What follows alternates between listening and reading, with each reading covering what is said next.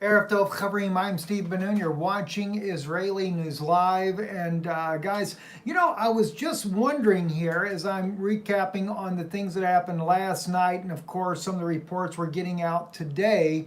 And that is all these strikes that happen in and around Damascus there. Kiswa, Sania, Daria, Maza, Jamaria, and Damas, all of these locations here in and around Damascus and up into Homs region as well, being struck last night, and even another report coming out just a little bit ago there. Let's see, I think it's this one here. Breaking massive explosion hit southwestern of Damascus. Israeli warplanes attack. I'm not sure. No, that's 12:30 a.m. I think that was. Let me just see which one here, because I got a new report here. Okay, now that's a different article there. But at any rate there, the reason why I wanted to bring these things up here, friends, is because according to the article here put out by Ava on her site here, she is actually showing the footage there of the cruise missiles that were coming in from the Mediterranean. These guys here that took this video documented the crossing of the Israeli rockets over Lebanese territories towards Syria there. It was just off the beach there. There's one moment in one of the videos here where you can actually see the beach itself. You can see the water. They'll drop it down where you can see the water where they're at right there. When the rockets are coming overhead, let's see, maybe it's this one here.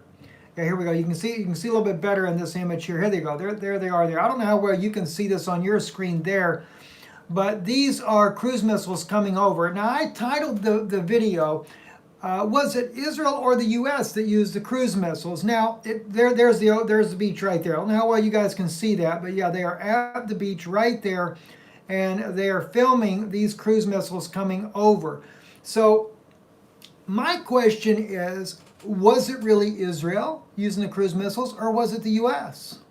It could be either way. Now, it is true, the Israel has developed their own form of cruise missiles, and they were used back in April for the first time in combat. So it could have been Israel. But once again, and I'm sure that no doubt these are Iranian or alleged Iranian targets that are being struck inside of Syria there. It says here the Israeli military launched its first attack of the month on Syria last night, targeting a number of towns inside Damascus government. The Syrian military reported that some Israeli projectiles were intercepted over the Homs governorate near Lebanese border. The projectiles were likely targeting the Al-Dabaz air base area, which is located near the border of the city of Al-Qusayr. Forgive me if I don't pronounce these cities' names exactly right. Anyway, the Lebanese security official said that some of the Israeli projectiles were in fact used cruise missiles that were fired from the Mediterranean. Video footage of the missiles flying across Lebanon's south coast was captured by locals during the attack. Now they're showing the exact same video footage of one of those that I showed you just now, bringing this out there. So again, I have to tell you, friends, no matter what people want to think, Damascus was the capital practically of Christianity in the days of when Paul was going up to Damascus to rein in all those believers in Yeshua, all those ones that believed that Jesus Christ was the Messiah. Paul was on his road up there to destroy them. And this is why the prophet Isaiah was able to prophesy that Damascus not only does it become a ruinous heap, but the fortress of Ephraim will be taken away, and they will be as the children of Israel. In other words, it'll be a diaspora once this city is destroyed, and the oldest known Christian community on the planet is in peril of being totally destroyed. And God says, because you have forgotten the God of your salvation and you're not mindful of the rock. So he's speaking to the Christian community as well as those children living in Israel today. How evil can a government get to not know their Bible well enough to know that God's desire is to protect that city for the sake of the believers of Yeshua that live there? Let me tell you something. When Abraham asked God about destroying Sodom, knowing that his nephew Lot was there, Abraham thought maybe there's 10 righteous that were there. But there wasn't 10. But God did deliver that little handful out of there. Lot and his two daughters, his wife went out, but she didn't make it, according to the narrative of the story there. So it wasn't even 10. But in Damascus, you have to remember, see, that was God's judgment falling on a city. God would spare a city for the sake of 10. Well, I guarantee you one thing, God would spare Damascus. And not to mention the covenant with Laban that Jacob made, the very man that his name was changed to Israel, a prince with peace, a prince with God. And now the state of Israel, stooping so low, forgetting the covenant that they made, our forefather Israel made with this country, Syria, with Laban, because he was a Syrian, and he made a covenant with Laban that he would never cross over to do him harm, and neither would they cross over to do them harm. Well, it's interesting. I realize now, Bashar al-Assad's father, they wasn't very good at carrying out the covenant that Laban and Israel had made together many, many years ago. But Bashar al-Assad has been very faithful to that covenant. But Netanyahu is not faithful to the covenant. And so therefore, they're going to wipe this city out. What a disgrace. What a shame on the state of Israel for doing these attacks like this. And I know a lot of people probably saying, oh, Iran's there. Oh my gosh, Iran is going to blow them up and everything. Look, if Iran was going to attack Israel, after Iran suffered over, now, it's probably going well up to 300 strikes on Iranian targets inside of Israel, or inside of Syria already now. If Iran was going to attack Israel, they would have done it long ago. But Iran is afraid. Let's face the facts. Iran is afraid, and rightfully so. Iran knows if they attack Israel, they're not just facing Israel, they're facing the United States. They also know that Putin has a very strong ally with Netanyahu as well. Because why? The Russians have 2 million Russian citizens living in Israel. So to attack Israel is to attack Russia. To attack Israel is to attack America, because we have millions of Americans that are living in the state of Israel as well. So Iran is not going to do a suicide mission and go attack Israel. It's just not going to happen, friends.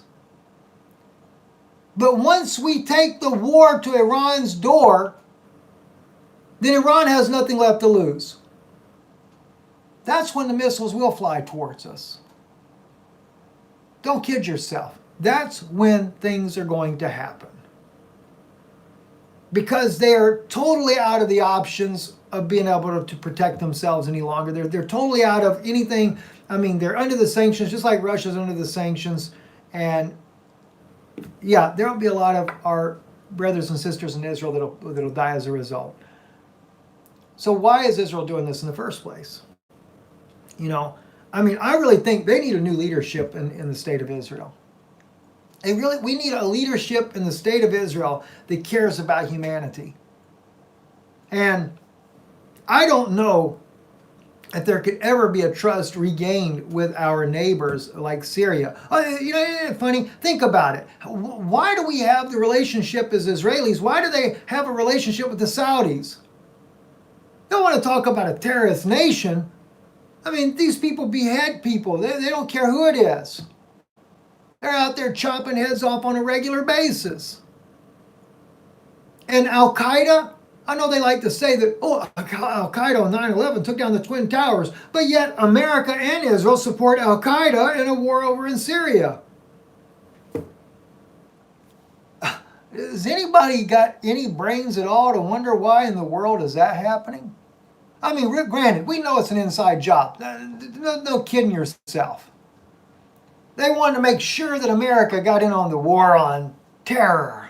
So that's how we ended up over there, right? So, let's face it, that's really the truth of it. All right, listen, one other thing I want to catch here.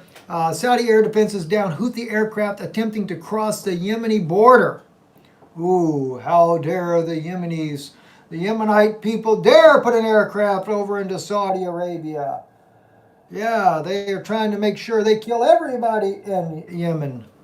Anyway, the Saudi air defense shot down a Houthi unmanned aircraft that was attempting to cross the Yemeni border this afternoon. According to to reports from southern Saudi Arabia. The kingdom's air defenses tracked the unmanned aircraft from Sana'a and then proceeded to shoot down the drone as it approached their airspace. The Houthi forces, also known as the Ansar Allah movement, have recently increased their airstrikes on the Saudi airports in response to the coalition's attacks in Yemen.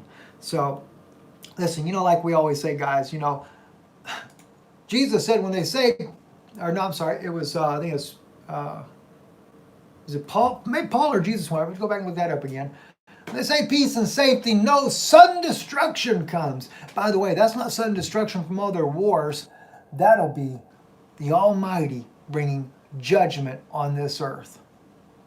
Listen, really enjoyed being here with you. I got a special guest coming in this coming Thursday. You want to talk about some intel we're going to share with you guys. I'm not going to tell you who it is. It's a surprise guest this coming Thursday here on Israeli News Live. We're going to pre-record the broadcast, share that with you, but you're going to find out what's really going down on to kind of prepare yourself for the things that are happening in the world, the things that are coming up in this world. You might want to tune in this coming Thursday. I'm not sure exactly what time I'll load. It'll be loaded up before 9 p.m. Eastern time. We're going to be recording earlier in the day, around 3 p.m. My time here on the East Coast here, so we hope to have it up to you as soon as possible. Anyway, so it will be interesting to say the least there. So, yeah, so Damascus is definitely going to become a ruinous heap, as Isaiah does say, but like I said, anybody that knows anything about Isaiah 17, go down to verse 10 and see why Damascus becomes a ruinous heap. I'm Steve Ben-Nun with Israeli News Live. Erev Tov.